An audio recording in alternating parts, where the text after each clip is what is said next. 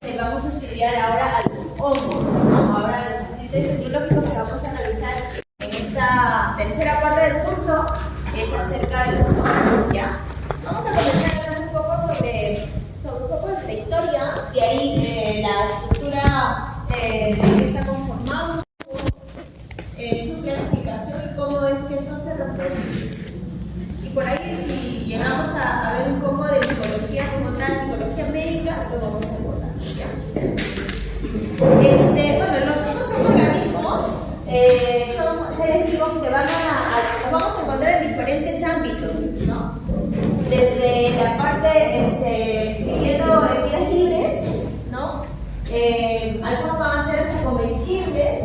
Habíamos revisado, ¿se acuerdan? Un hongo que había sido descubierto, ¿no? Que producía un antibiótico.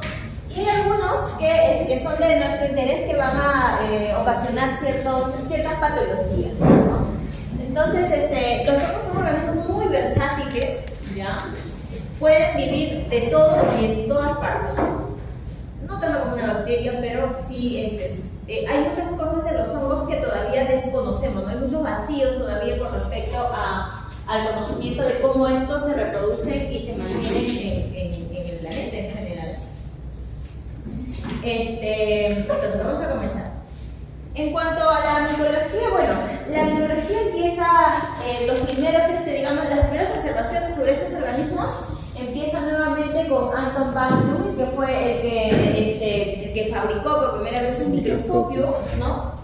Y él fue el que por primera vez también pudo visualizar organismos que parecían a unas plantas, cuando él pudo revisar en su microscopio óptico que había inventado, ¿no? Y bueno, más adelante que se supo que eran otro tipo de organismos, que no necesariamente eran bacterias, ¿no? Tampoco eran plantas, ¿no? Eran otro tercer grupo y que, bueno, en ese momento ellos le llamaban como plantas microscópicas, porque hay algunos que tienen cierto parecido, ¿no? Luego, más adelante, ya como un siglo después, Christian Hendricks fue quien hizo una clasificación de aquellos géneros de los hongos que son de los visibles, ¿no? De estos hongos que son a simple vista observables, estos hongos que crecen en vidas libres, y bueno, se intentó hacer una clasificación con respecto a sus géneros, ¿no? Luego, en 1928, bueno, el descubrimiento de este hongo invasor en la placa de cultivo de Alexander Fleming, bueno, se pudo descubrir que no solo los hongos pues eran invasores, sino que también se podrían utilizar para la síntesis de ciertos medicamentos, ¿no? Y también, bueno, ya se tuvo mayor conocimiento sobre algunos hongos que no solamente van a ser, digamos, importantes para la medicina, para la síntesis de algunos antibióticos, o algunos que van a ser comestibles, o algunos que simplemente van a ser de vidas libres, sino que también ahora ya se sabe que hay algunas enfermedades que van a ser causadas por los hongos, ¿no? Y que hasta siglos atrás no se sabían o se confundían entre ellos, ¿no? Luego ya, bueno, siguió aumentando el interés sobre el conocimiento de esta ciencia. Vieron también a las observaciones de ciertos fármacos que van a ser utilizados para el tratamiento de estos. Y ya más adelante también ya se acuña el término de aspergilosis, ¿no? Que ya más bien es una enfermedad causada por un género de bacteria que se llama Aspergillus, ¿no? Y bueno, seguramente hay muchos vacíos en este gran resumen que estoy dándoles sobre la historia de la micología, pero digamos he tratado de abordar lo más saltante con respecto a esta rama. Ahora, los hongos ya van a ser otro reino, ¿no? Hemos abordado nosotros el reino bacteria con su propio dominio, ¿verdad? Que es el dominio bacteria. Ahora vamos a abordar a otro organismo que más bien va a pertenecer al dominio eucaria, que es igual que nosotros, que es igual que el de las plantas, que es igual que el de los protistas, ¿no? Entonces, ahora vamos a ver que los hongos van a ser organismos que van a ser eucariotas, a diferencia de las bacterias que han sido organismos procariotas, ¿no? Y bueno, ellos tienen su propio reino también. el reino es el reino fungi, ¿no? El de los hongos. Son organismos eucariotas, como les decía, pertenecemos al mismo dominio. La mayoría de los hongos, por no decir todos, son organismos estrictamente aeróbicos, o sea, van a necesitar oxígeno necesariamente para poder crecer, para poder cumplir sus funciones metabólicas. En cuanto a la nutrición, pues son bastante variables, son organismos heterótrofos, no son como las plantas, no pueden sintetizar sus propios nutrientes y básicamente van a ser quimioorganotrófos, ¿no? ¿Se acuerdan cómo eran los quimioorganotrófos en el caso de las bacterias? Reacciones químicas y lo que sería compuesto. Reacciones químicas, su obtención de energía y su obtención de carbono. Material orgánico, ¿verdad? Entonces, los hongos son básicamente quimioorganotrófos. No son fotosintéticos, puesto que no son plantas. En cambio, habían bacterias que sí eran fotosintéticas. ¿Se acuerdan? Las cianobacterias, bacterias que sí pueden sintetizar sus propios nutrientes y además tienen un cloroplasto como una planta, ¿no? A diferencia de las bacterias, estos hongos más bien van a carecer de movimiento, pero eso no quiere decir que no tengan la capacidad de desplazarse, ¿no? Su desplazamiento va a ser diferente y más bien va a ser asociado a otros factores en cuanto a su distribución.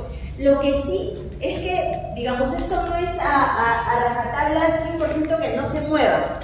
Hay ciertos hongos que, como les decía, hay todavía en muchos de estos hongos hay ciertos vacíos y hay algunos hongos que tienen, en una fase de su vida tienen cierto comportamiento como si fuera un protista y hasta con flagelo, ¿no? Y en otra parte de su vida se van a comportar netamente como hongos, ¿no? Y eso, bueno, digamos, ¿cómo es que cambian estos estadios? Se sabe que uno puede ser en su estadio cuando está, digamos, en su vida natural y otro estadio puede ser cuando está asociado a producir alguna enfermedad, pero el por qué o cuáles vendrían a ser estos factores, ¿no? Todavía exactamente no se sabe, ¿no? Con respecto a los hongos. Ahora, a diferencia de las células eucariotas animales, ya más bien van a parecerse a las células eucariotas vegetales, porque van a tener una pared celular bastante gruesa, con ciertas diferencias con respecto a las bacterias, ¿no? Y en cuanto también a su alimentación, hacen una digestión externa, es decir, ellos van a liberar sus enzimas al medio en el cual se encuentren, donde van a encontrar fuentes de materia orgánica, liberan las enzimas y luego las degradan por fuera y luego las vuelven a absorber, ¿no? Como lo hacían, ¿se acuerdan los equinodermos? La estrella de mar, ¿no? La estrella de mar hacía algo parecido, ¿no? Salía, sacaba el estómago, liberaba las enzimas, degradaba su molusco y luego se lo volvía a absorber. No así exactamente, pero digamos es como el mismo mecanismo. Ahora, los hongos los tenemos de dos formas, básicamente, ¿ya? Algunos de estos van a ser organismos que van a estar conformados por una sola célula. Se llaman hongos unicelulares y estos van a ser básicamente las levaduras, ¿no? Y luego tenemos otro grupo de hongos que van a ser pluricelulares, ¿ya? Y estos van a ser llamados los hongos filamentosos. Dentro de la clasificación o la agrupación de los hongos también vamos a mencionar a hongos que son microscópicos, que no necesariamente van a ser solo las levaduras. De hecho, hay algunos organismos filamentosos que también necesitamos el uso del microscopio para verlos, son considerados también microscópicos, pero hay algunos hongos que son macroscópicos y los que son netamente macroscópicos van a ser pluricelulares netamente. Y bueno, a estos hongos filamentosos, estos que son pluricelulares, también van a tener la capacidad de formar colonias, ¿no? Cuando se hacen sus cultivos o sus aislamientos en el laboratorio. Y al igual que las bacterias, cada especie o cada género de hongo va a tener un aspecto diferencial con respecto a la formación de su colonia. Y eso también nos va a ayudar pues, para la identificación, ¿no? A diferencia de las bacterias, a casi todos los hongos se reproducen a partir de esporas. Por lo tanto, todos van a ser formadores de esporas, ¿no? En el caso de las bacterias solamente conocíamos dos géneros bacterianos que son formadores de esporas, que eran los Clostridium y los Bacillus. En cambio en los hongos no. Los hongos y todo van a ser plenamente formadores de esporas. Ahora les decía, van a haber ciertos mecanismos de desplazamiento. Miren, esos hongos que son los macroscópicos, estos que crecen en el medio ambiente, ¿verdad? Liberan sus esporas por, digamos, por una especie de expansión, por un tipo de reproducción que tienen ellos, y luego quien se va a encargar de diseminar estas esporas van a ser el viento u otros animales, ¿verdad? Que también, como los insectos, quizá también van a ser capaces de diseminar las esporas, ¿no? Y seguir reproduciéndose. ¿Esos son los pluricelulares? Estos son netamente pluricelulares. Ahora les decía, los hongos no solamente crecen en ambientes libres, ¿no? Sino también van a crecer quizás también en ambientes muy asociados a la piel de los animales. Y son algunos de los hongos que nos interesan. Ahora, los hongos también crecen sobre otros organismos que no necesariamente sean animales, también pueden crecer sobre plantas, ¿no? También afectan ciertos hongos a las plantas. Ahora, los hongos para poder crecer, decimos, una de sus necesidades era tener oxígeno, ¿no? Son organismos netamente aeróbicos. Otra necesidad que tiene un hongo para poder crecer es que necesitan temperaturas cálidas, ¿no? En un ambiente, en un lugar donde pueda tener un ambiente cálido. Miren, esta es la almohadilla del perrito, ¿verdad? Que son lugares en los cuales el calor ha de ser un poquito más alto que la parte más superficial de la patita. Pues es un ambiente óptimo, ¿no? Para que este pueda crecer. Y además necesitan también humedad, ¿verdad? En vez de que estés filmando, yo prefiero que me mires, Viara, ¿ya? En vez de que estés filmando, mejor mira. Luego vamos a ver que los hongos, decíamos, no solamente pues crecen en ambientes de vidas libres, sino que también pueden ser agentes que pueden afectar la piel, o sea, ambientes externos, lugares externos de un animal, pero también hay hongos que pueden afectar lugares internos, es decir, órganos internos, o hasta incluso pueden diseminarse a partir de la vía sanguínea y se pueden producir septicemias fúngicas, ¿no? Los vamos a encontrar en cualquier tipo de ser vivo, decíamos. Pueden atacar plantas, personas, animales, cultivos, etc. ¿Alguna vez han visto los mohos que crecen en el pan cuando lo dejan mucho tiempo guardado? ¿No? O las frutas también, en las paredes de nuestras casas, ¿no? Aquellos hongos que son ambientales en los caños, ¿no? Lugares donde hay alta humedad, siempre por ahí va a aparecer un moho. Y es normal, ¿no? Esos son los pluricelulares. Los que forman mohos suelen ser los pluricelulares. No necesariamente, porque también los fúngicos también hacen, los unicelulares también hacen colonias, a veces lo que vemos es la colonia. ¿Profesor, qué es septicemia? ¿Qué es la septicemia? La septicemia es cuando un agente micológico como este o bacteriológico se puede diseminar por vía sanguínea o por vía linfática también. Esa es una septicemia. En cuanto a su reproducción, los hongos tienen dos tipos de reproducción. Tienen una reproducción sexual, es decir, pueden combinarse dos cromosomas de diferentes células, y también tienen una reproducción de tipo asexual, ¿no? Que a partir de una célula van a formarse dos.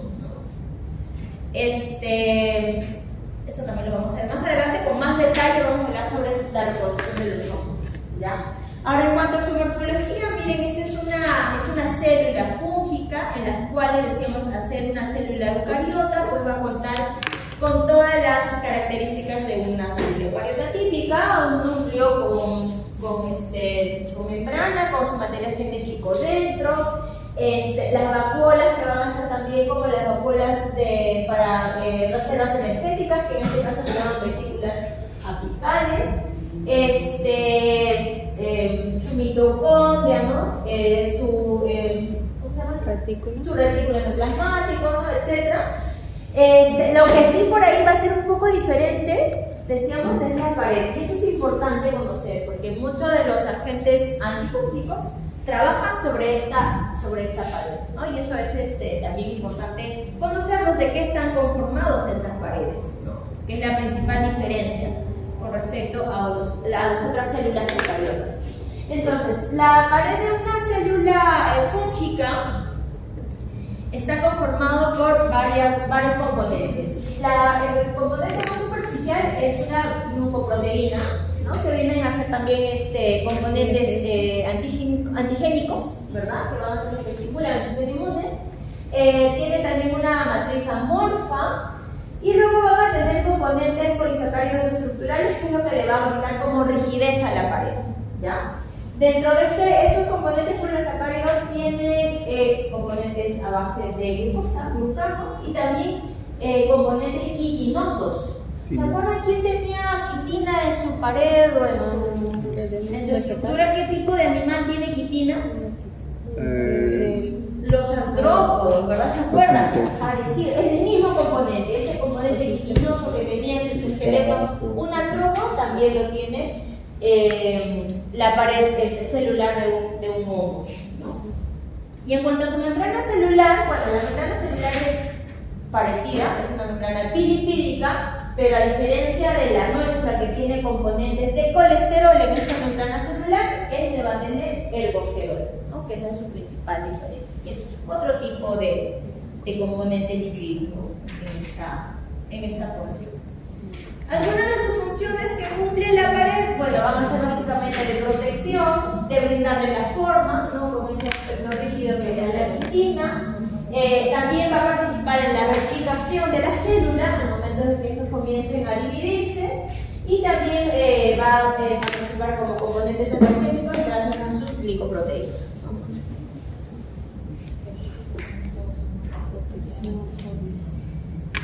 En cuanto a la clasificación, bueno, hay muchas formas de clasificar a los hongos, ¿ya? Uno de los que ya hemos estado mencionando es esta, que es según el número de células que conforman un hongo, ¿no? Decimos, los hongos pueden ser unicelulares, que básicamente van a ser las levaduras, ¿no? Y tenemos los hongos pluricelulares, que van a ser los mohos, que van a ser estos hongos pluricelulares microscópicos, ¿ya? Que se puede ver mediante mohos. Y los pluricelulares, que van a ser los macroscópicos, que van a ser las setas, que son estos hongos que conocemos, tipo la casita de los pitufos, ¿no? O los, ¿qué otro hongo macroscópico conocen? La venena de león, ¿qué más? Los champiñones, ¿verdad? Estos hongos comestibles, ¿no? Pertenecen a ese grupo de pluricelulares macroscópicos, y que también se les conoce o se les llama setas. En algunos otros países se les llama más bien setas en vez de hongos. Ese es un tipo de clasificación. El otro tipo de clasificación que se le hace es mediante la morfología, pero de la morfología de su porción reproductiva, ¿ya? Esto van a ser también, esa clasificación también es una clasificación que hace la taxonomía, es decir, la taxonomía se ha basado en la forma de cómo estos se reproducen para poder clasificarlos, ¿no? Y esta va a ser la clasificación. Estos están en español, ya no están en latín como deberían estar, pero más adelante los vamos a tener en latín. Tenemos entonces a los hongos ascomicetos, basidiomicetos, nomeromicetos, pitriomicetos, zigomicetos, y hay uno por ahí que son los deuteromicetos, ¿no? Son como 6 por ahí, 6 grupos diferentes según la taxonomía.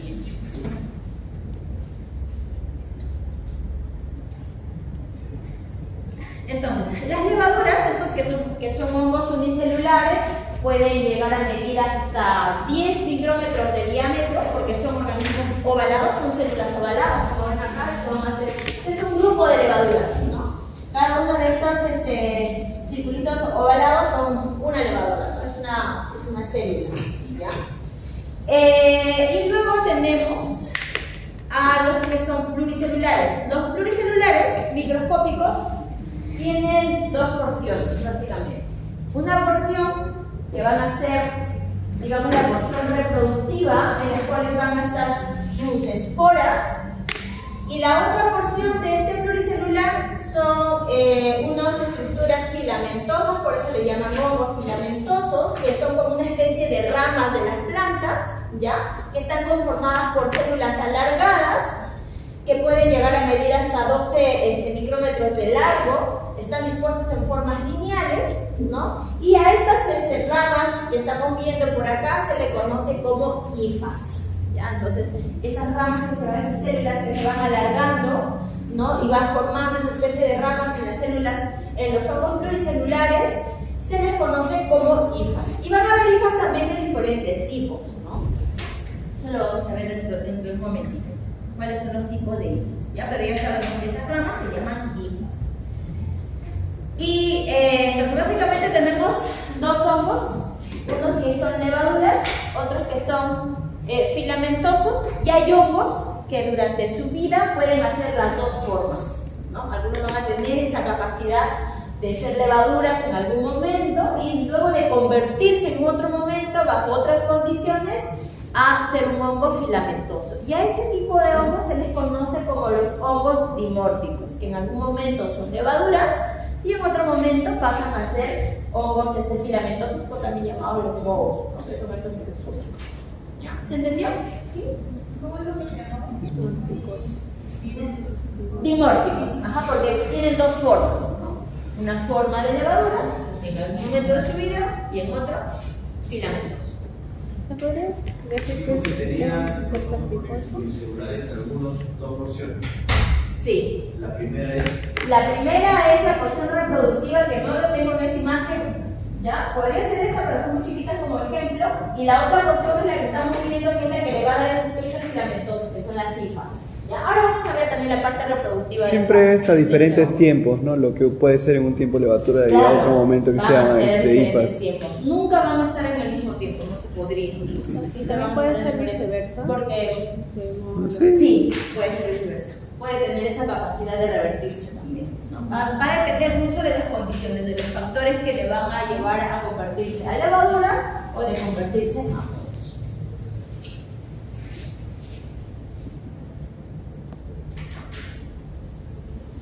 Entonces decíamos, los hongos tienen dos porciones, ¿no? Están constituidos por una porción reproductiva que van a ser la formación de las esporas, y luego tienen una porción nutricia que es las ramas. Las hifas van a ser su porción nutricia, que son, digamos, son como conexiones que se va a encargar de mandar la alimentación, ¿no? O de absorber la alimentación.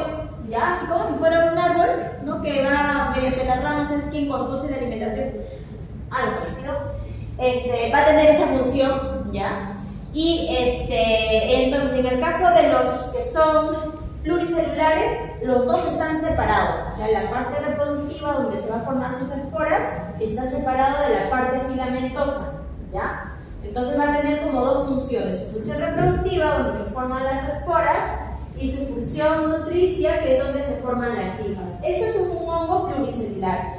El hongo unicelular, ya, esa única célula va a tener la capacidad de cumplir ambas funciones: la función de reproducción y la función de nutrición también a su vez, ¿no? Esa única célula tiene que encargarse de ambas cosas. En el caso de los hongos pluricelulares, lo que hace la conexión nutritiva son las hifas. ¿Y cuál es el que hace reproductivo? Las esporas. Las levaduras.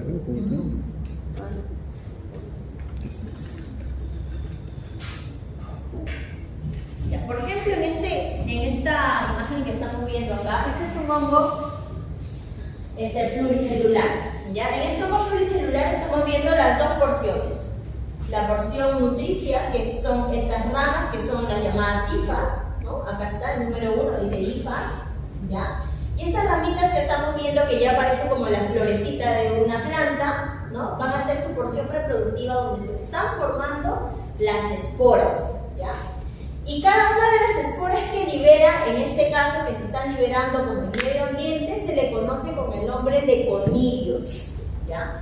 Los conilios son un tipo de esporas que se forman y se liberan directamente, ¿no? Se va formando a partir de una base y luego se liberan directamente a partir de esa ramita, ¿no? Que esta ramita que va a sostener esta parte reproductiva también tiene su nombre, se llama conilióforo, porque va a sostener a los conilios, ¿ya? Entonces, el término espora o conilio va a depender de qué tipo se está formando de espora, ¿ya? Entonces, les decía, los conidios son un tipo de esporas. Y el ejemplo que les he puesto ahí es del tipo de conidio, por eso lo he puesto ahí como conidios. Y en el caso de los unicelulares, también se van a formar esporas. Las esporas que se forman en el caso de los unicelulares se denominan blastoesporas. No se preocupen en apuntar, que luego lo vamos a revisar también a detalle. Miren, este viene a ser una célula, una levadura, en las cuales decíamos tiene las dos funciones, tanto de nutrición, ella misma, ¿verdad?, como la de reproducción. Y la de la reproducción es la liberación o la formación de su espora. Y esta espora que forma, en el caso de las levaduras, se llama blastoesporas, ¿ya? En el caso de este ejemplo de filamentoso, que es una rama que libera directamente al medio ambiente la espora, se denomina conidio, ¿ya? En este ejemplo, que es uno de los más bonitos. Entonces, según lo que hemos conversado, lo que acabamos de conversar, decíamos, los hongos tienen dos partes. A esas dos partes también se le conoce con el nombre de micelios, ¿ya? Esa que les decía, la porción reproductiva, la porción nutricia, también se le conoce como micelio reproductivo o micelio nutricio, ¿ya? En micología se denomina de esta forma, ¿no? Digamos que es como el término técnico en micología, ¿ya?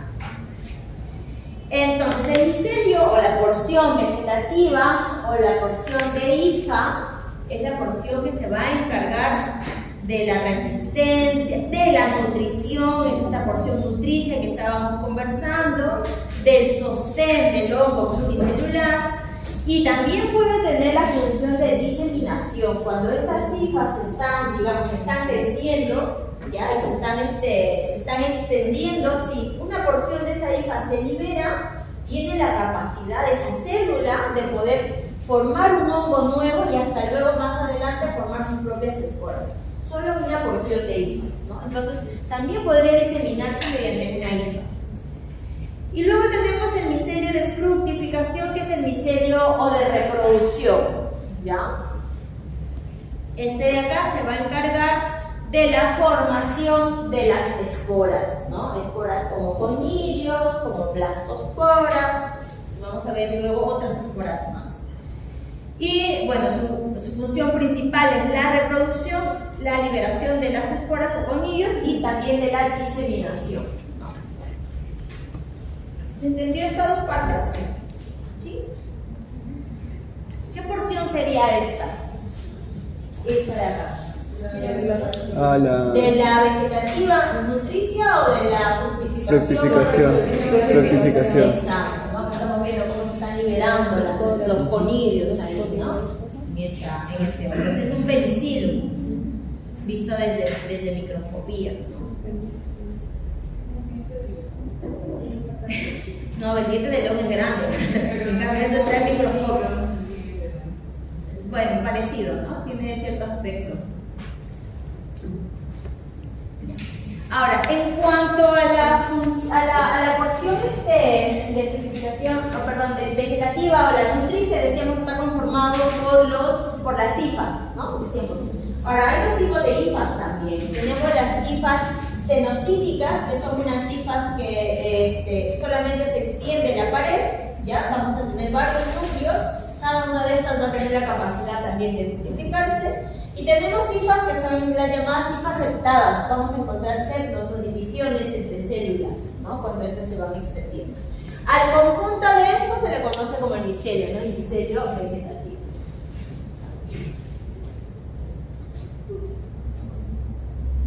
En el caso del micelio de fructificación, decíamos van a ser estos micelios que se encargan básicamente de la formación de las esporas o de la porción reproductiva, ¿no? En este caso de los conidios. Miren, esta es otra imagen más bonita, más clara, de penicilio. Este es un penicilio, qué bonito, ¿no? Miren, esta es una representación gráfica de la porción o del micelio de fructificación, ¿no? Tanto de Aspergillus como de tecnicismo. Por ahí van a tener ciertas diferencias, ¿no? Que básicamente es con respecto a la vesícula, que tiene un peritidus, y un peritidus tiene una médula. Todas estas estructuras las vamos a poder observar en el microscopio, si es que por ahí alguno de nosotros hemos logrado aislar una de estas especies. A veces sí, a veces se puede. Si no, yo he traído algunos ejemplos de ciclos pasados, espero que sigan vivos o viables. Ahora lo vamos a revisar en el laboratorio.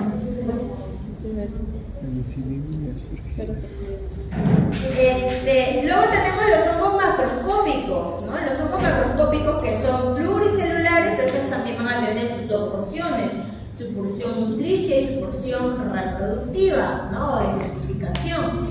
A estos hongos también se les conoce, le decía, setas o hongos tallados, ¿no? Tallados, llaman también. Tienen sus dos porciones, su porción de fructificación, que básicamente va a estar ubicada a nivel del sombrero, ¿no? Y tiene su porción de nutricia, su porción vegetativa, que básicamente va a estar a partir de las ramificaciones del tallo, ¿no? Que ya va a ir como que va a ir introduciéndose en el piso. Ya. Por ahí, pero el tipo de espora que hace un hongo Z se denomina bacilioespora, ¿no? Acá dice bacilio nada más, porque bacilio va a ser la base que tiene, en la cual se van a formar estas esporas. De hecho, cuando uno voltea ese hongo, a la parte del sombrerito del hongo vamos a encontrar como unas divisiones. En esas divisiones se están formando las esporas básicamente, ¿no? Y se van colectando ahí y en algún momento con alguna fuerza mecánica como el viento, como algún animalito por ahí, lo va a diseminar, ¿no? Se va a encargar de liberar esas esporas y se va a encargar de eso también cuando se recolecta siempre dicen que es, o sea, para que no se desaparezca la zona siempre es bueno golpear como el sí, claro, para que se siga para la liberación de las esporas. Para liberar las esporas y esto se siga desintegrando.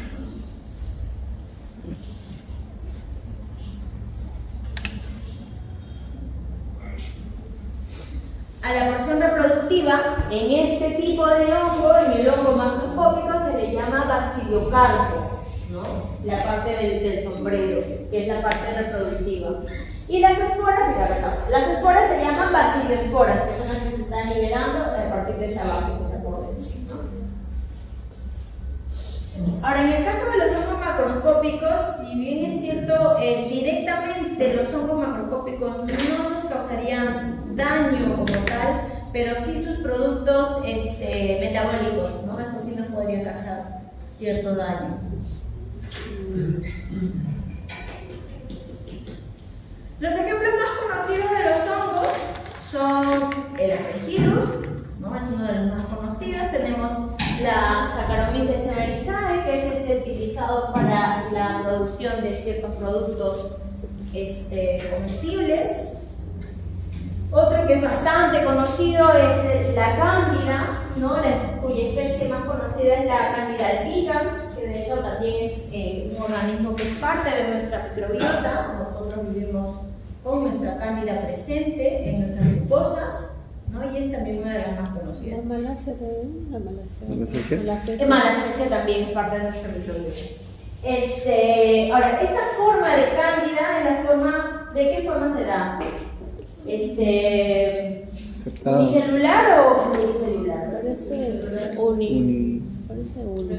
Pero es pluricelular porque tiene sus conillos. ¿Qué forma creen que será? Aunque no sé, parece Parece los dos. Parece los dos. De hecho, es un hongo dimórfico, ¿no? En ciertas épocas tiene forma de levadura y en ciertas épocas tiene esa forma que parece filamentosa, ¿no? Y de hecho, a partir de esta es una levadura típica. Si una levadura se comienza a formar como hifas, esta hifa ya no se llama hifa, sino se llama pseudo-hifa porque es como una intención de hacer una hifa, nada más. Es como un híbrido, ¿no? ¿Cómo? Un híbrido. No, como que se quedó a medio camino de completarlo, ¿no? ¿Cómo sí, dijo? Es como la dimórfica. Como la formación de las. ¿Se acuerdan cuando hablábamos de las condiciones adversas para la formación de esporas en el caso de las bacterias? Cuando Cándida está en condición adversa, comienza a hacer eso, a hacerse filamentoso, cuando está en condiciones adversas. Y ahí se le llama Ahí se le llama pseudohifo. Malacesia. Sí. También hay forma de poder diferenciarla, pero vamos a ver en práctica también. Creo que era así. Según la reproducción de los hongos, también hay una clasificación.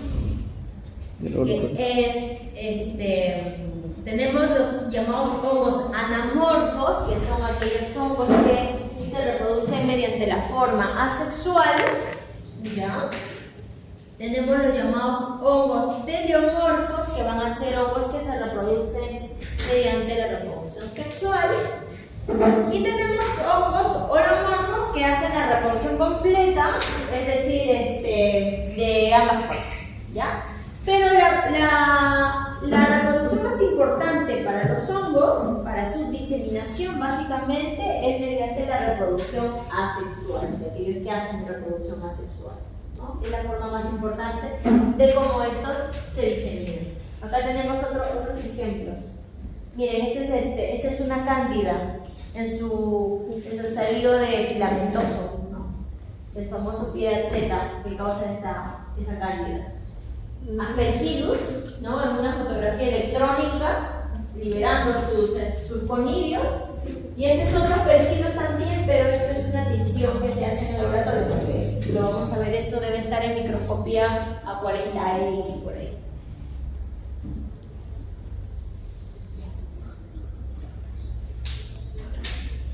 Entonces, según la reproducción asexual, hay tres formas que los hongos pueden hacer reproducción asexual, ¿ya? Existen tres formas. Uno va a ser por un crecimiento o diseminación de las hifas, ¿no? Decimos que hay ciertos hongos, las hifas se van a encargar también de diseminarse. Al momento de dividirse, ¿no? De reproducirse, también van a tener la capacidad de poder infectar otros lados. Esa va a ser una de las formas de reproducción asexual. Ahora vamos a ver cómo se llama. Luego tenemos la otra reproducción asexual, que es mediante la formación de los conidios, esta de acá.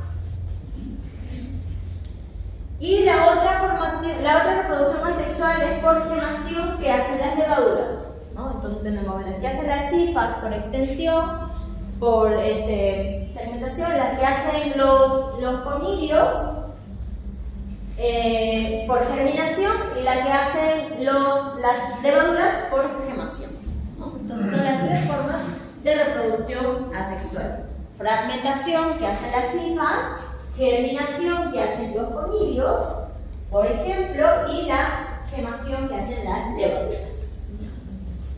Las tres formas básicas de reproducción asexual. Y decíamos, esta es la reproducción más importante para la diseminación. De hecho, se toma en cuenta este tipo de reproducción, esta reproducción asexual de los hongos, para poder clasificarlas taxonómicamente, ¿no? Los géneros taxonómicos que se conocen en la actualidad se han clasificado mediante la observación de su forma de reproducción asexual.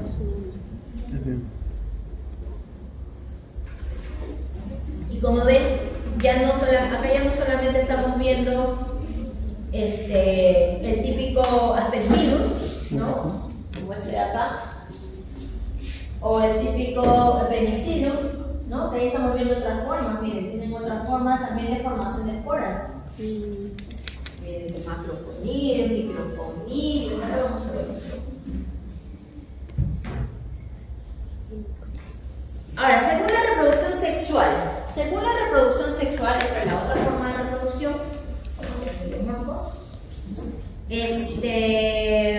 también hay una forma de clasificarlos, ¿no? Según la reproducción sexual, se llaman hongos monotálicos a aquellos hongos que la célula donadora y la célula receptora del cromosoma van a ser de la misma hifa, ¿no? Las que están en la misma hifa. Y este tipo de reproducción, estos monotálicos, solamente el 10% de los hongos hacen este tipo de reproducción sexual. La gran mayoría de los hongos hacen la reproducción sexual mediante la forma heterotálica, que es la célula donadora, es diferente a la célula receptora, o se encuentra en una hija diferente a la célula receptora, ¿no? Pero hay un grupo pequeñito que no está dentro del 10 ni del 90, más bien son muy pocos que pueden hacer ambos también, los homoheterotálicos, ¿no? Pueden estar dentro de las mismas cifras o pueden estar en las diferentes cifras, las células donadoras como las células receptoras. Es un grupo muy pequeñito. La gran mayoría de las que vamos a revisar nosotros, por ejemplo, son las de tipo heterotálica, ¿no?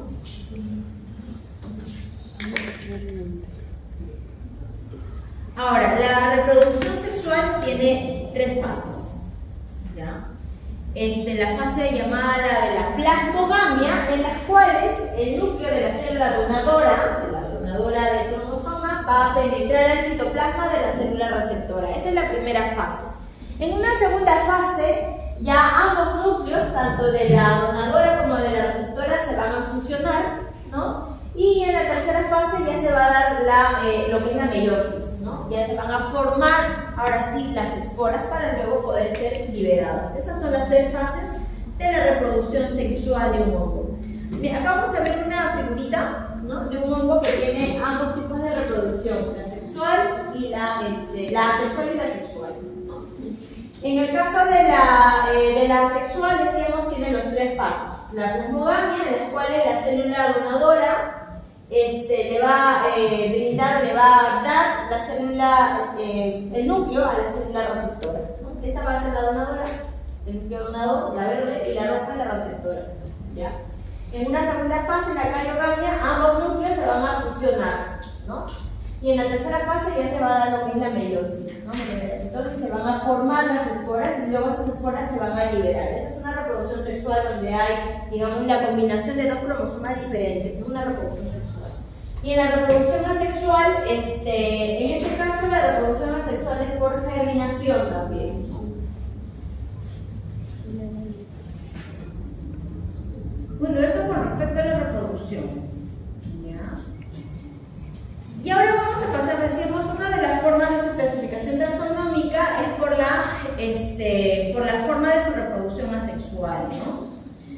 En la naturaleza existen aproximadamente 1,5 millones de especies de hongos diferentes, ¿no? Pero los de interés clínico no llegamos ni siquiera al 1%, ese es un poco menos. Aproximadamente 47 especies, esas son las de interés médico, ¿no? De las cuales nosotros conocemos solo unas cuantas, ¿no?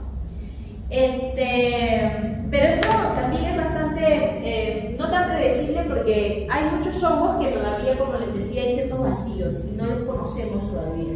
No sabemos si en realidad tengan o no la capacidad de ser patógenos, ¿no? A lo mejor no hemos visto los casos, lo que sé yo, o no los hemos enfrentado necesariamente y no sabemos. Entonces, según la porción de fructificación, esta porción reproductiva, tenemos 5 filos, 5 hasta 6 filos. Tenemos el filum zigomicota, este sí es en latín, ¿no? La zigomicota, esto está mal. La ascomicota es zigomicota nada más. Zigomicota. Zigomicota es ahí. Zigomicota, ascomicota, basidiomicota, deuteromicota, o también llamados hongos imperfectos. ¿Por qué se llaman hongos imperfectos a los deuteromicotas? Y de hecho hay algunas clasificaciones y algunos textos que no lo consideran dentro del filum, porque de los hongos imperfectos se desconoce su forma de reproducción sexual. No se sabe si tienen o no tienen, a lo mejor si tienen, o no hay vacío, como te decía. Y tenemos los quitridiomicotas también, ¿no? Hay otro, que son los glomeromicotas. Entonces vamos a describir uno por uno, ya como para conocerlos en formas generales. Tenemos, por ejemplo, al género género, al Phylum Chytinomycota. Dentro del Phylum Chytinomycota hay algunos géneros de interés para nosotros, que son los alomices, y uno de los más conocidos para nosotros es el Batrachochytrium, ¿ya? Que es un hongo que puede afectar principalmente a los anfibios, ¿no? O a muchos animales acuáticos, principalmente anfibios, reptiles acuáticos como tortugas acuáticas, salamandras, ¿no? ¿Qué más? ¿Qué otros animales acuáticos conocen? Mamíferos también acuáticos también puede afectar a mamíferos, ¿no? Ajolotes. Los ajolotes también son un grupo de anfibios. Y zoonótico. Entonces por ahí también es la importancia de este, ¿no? La forma reproductiva de este hongo, es decir, su espora, se le denomina zoospora, porque les decía, hay algunos que se van a comportar como si fueran unos protozoarios, no necesariamente siendo de este reino, ¿no? Y este es un ejemplo claro, que su espora va a contar con un flagelo. Decíamos, no tiene movilidad, pero sí. Entonces, ¿cómo lo clasificamos? No sabemos, pero lo han clasificado de momento en los hongos, ¿no? En el reino.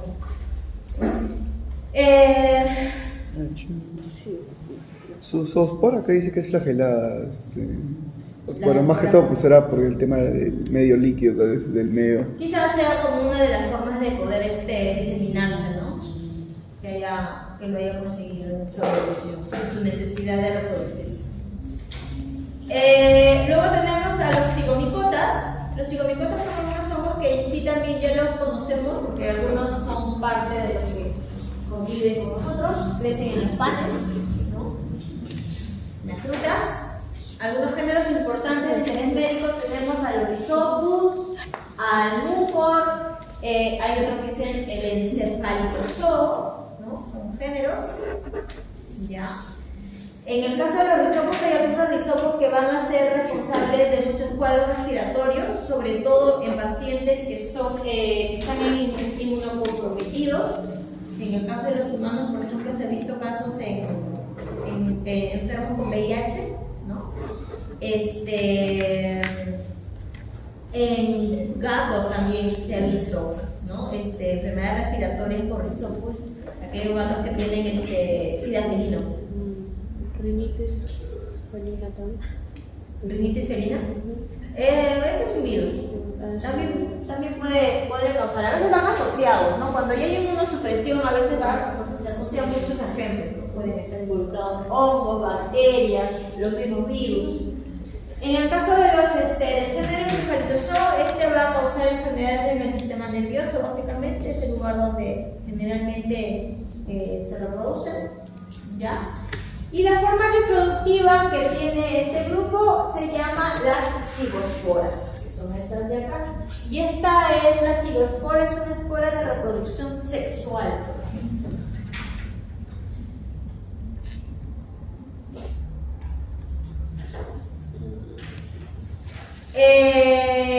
¿Se acuerdan que en época de pandemia apareció un hongo negro en la India? Que casi. Del género Mucor, ¿no? Ese Mucor era el causante de las enfermedades respiratorias que se daban en esos momentos, ¿no? En esos tiempos. Y hay que recordar que el COVID es una enfermedad que también estaba asociada a enfermedades inflamatorias como diabetes, sobrepeso, ¿no? Ahora se sabe muchas cosas más del COVID que antes. Y bueno, y al estar pues inmunocomprometido el paciente, pues un hongo rápidamente lo podía afectar. La forma reproductiva del mucor, por ejemplo, esta es otra forma que tiene el Phylum, que es mediante las esporangiosporas, ¿no? Las esporangiosporas son unos hongos, son un tipo de esporas que se forman primero en una especie de vesícula, ya que se llama esporangio. Esa vesícula se llama esporangio, y lo que vamos a encontrar por dentro de ese esporangio van a ser las esporangiosporas, ¿no? Y es una forma también de poder identificarlos en el microscopio, ¿no? Cuando yo veo una vesícula conteniendo una gran cantidad de esporas, lo más probable es que sea un esporangio en su interior con esporas y se trataría del género Mucor, ¿no? Una forma de clasificarlos.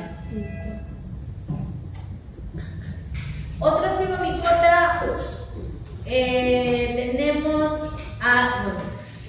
se ha clasificado dentro de este grupo que es el Microsporidium, pero también hay una fase del Microsporidium que también se describe en lo que es enfermedades por protistas, porque es un agente como que tiene ambas vías metabólicas, como funciona como un protista, pero también tiene cualidades como la de un hongo, ¿no? Entonces como que este hongo está en ambos reinos, ¿no? Entonces es como que también está. ¿Y ahora cómo lo clasificamos? Porque tiene componentes fúngicos, pero también tiene vías metabólicas de un protista, ¿no? Y esa enfermedad es muy parecida a la de un protista. Y ahí hay problema. Pero dentro de su clasificación, las han clasificado en los hongos como los cigomicotas, ¿no? Al género Microsporidium. Ahora tenemos los basidiomicotas. Los basidiomicotas, en este grupo van a estar principalmente los hongos macroscópicos, como los agaricus, género agaricus, o el género amanitas. ¿Ya? Los agaricus van a ser los géneros, aquellos que son comestibles, como el champiñón, ¿no? El champiñón es del género agaricus. Y las amanitas son aquellas que van a ser las venenosas, las que producen sustancias alcaloides, ¿no? Que son estas que tienen sus colores de protección, ¿se acuerdan? Los colores rojos, ¿no? Por la gran cantidad de alcaloides que tienen. Esos van a ser las del género amanitas, ¿no? Y esos son los hongos que también son los hongos que se usan para la recreación, ¿no? Y luego tenemos, claro, con los componentes que tienen algunos alcaloides. De hecho, también los usan ciertas en lugares, no sé, creo que es de México, ¿no? Donde los usan, pero para rituales, ¿no? Con fines de hacer rituales, parte de sus costumbres, ¿no? ¿Cómo esa bebida? Hay una bebida. ¿Qué es? No es tanto hongo, sino es más una raíz que otra cosa. Sí, es la es yoga. una planta. Lo que hacen acá es una planta. Allá es el hongo. Ahí hacen como hongos también. ¿Sabes? También se podría hacer esto como tipo un tratamiento medicinal oncológico. Ay, de hecho, no sé si oncológico, pero se usan muchos hongos también con fines de tratamiento de muchas enfermedades, sobre todo las vías del sistema nervioso, ¿no? Sería como cualquier otra toxina, a lo mejor en bajas cantidades de una baja dosis puede ser curativo medicinal. Pero el cannabis es una planta. Claro, pero eso.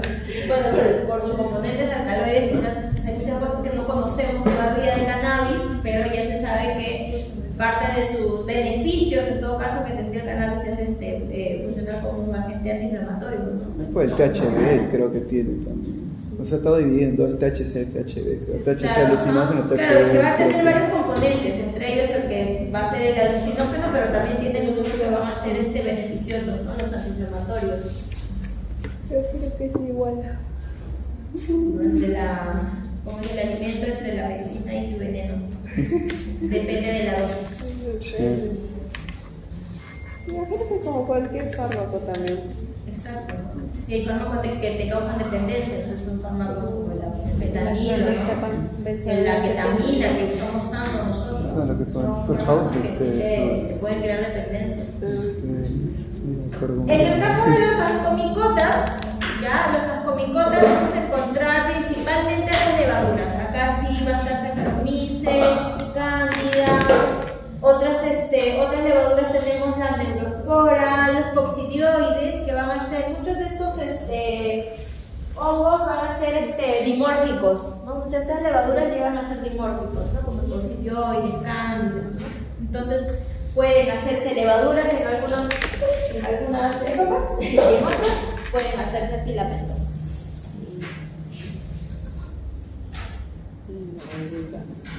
Por ejemplo, Cándida es una de las que es parte de nuestros comensales, ¿no? De nuestra microbiota. La vamos a encontrar en muchas mucosas, en la boca, en la nariz, en las orejas, en nuestra piel, ¿no? En las vías respiratorias, las podemos encontrar.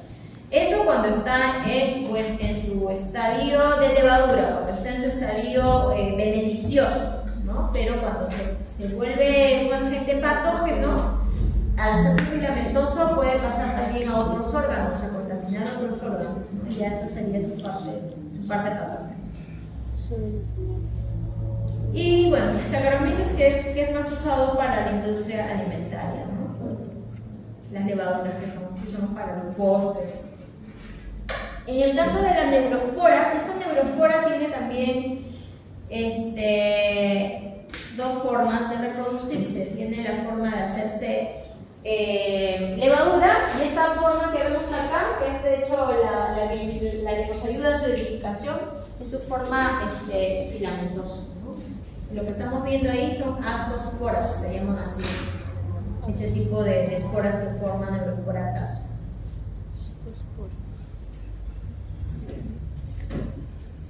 Y las ascosporas, al igual que las cigosporas, es de tipo de reproducción sexual, ¿no?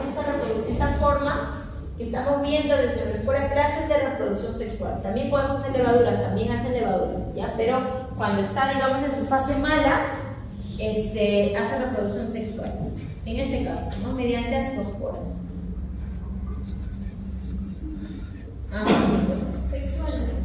En este sí, ese es eso. Luego vamos a ver, de acá es un grupo de hongos, ¿no? Los glomeromicotas son un grupo de hongos que quizás no es tanto de nuestro interés, más bien es más importante en el ámbito agropecuario o agronómico, porque van a ser hongos que van a estar asociados a la simbiosis con las plantas, ¿no? Entonces estos más bien lo que van a ser beneficiosos para las plantas porque van a regenerar los sustratos del suelo y de tal forma que las plantas puedan mejorar su nutrición, ¿no? Van a simplificar algunos sustratos del suelo para que las plantas los puedan absorber con mucha mejor facilidad. Entonces viven en una condición de simbiosis. Plantas y hongos.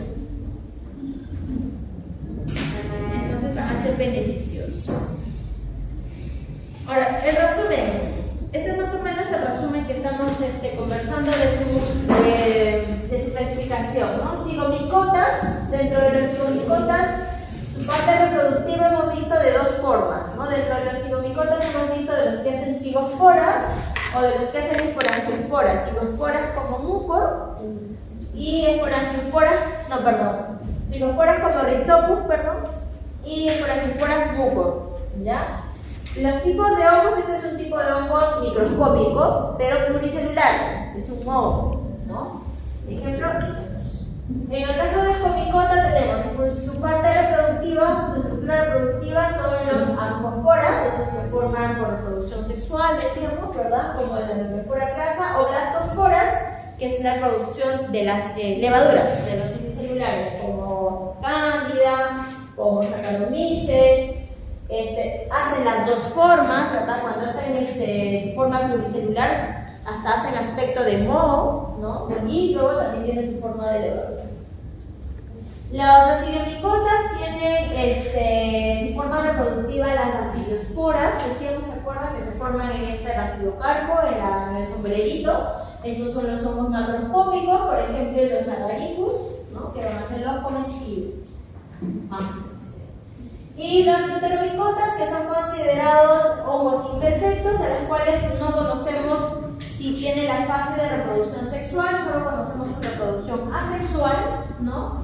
Y una de las formas de reproducción que hacen los deuteromicotas es mediante artrosporas, ya que no lo hemos visto dentro de la clasificación, pero lo vamos a ver más adelante porque digamos, el grupo más importante en veterinaria se llaman los dermatofitos, y un dermatofito pertenece a este grupo, que lo vamos a ver también. Un dermatofito, por ejemplo, tenemos al tricofito, ¿no? Y su forma de hacerlo son mediante artrosporas. Miren, cada uno de estos segmentos que vemos acá es una artrospora, ¿no? Que tiene la capacidad de reproducirse. ¿Se entendió? Sí. Una pregunta.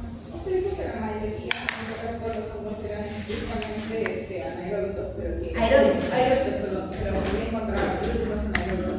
¿Algunos de los que hemos visto ahí se encuentran en este grupo de anaeróbicos?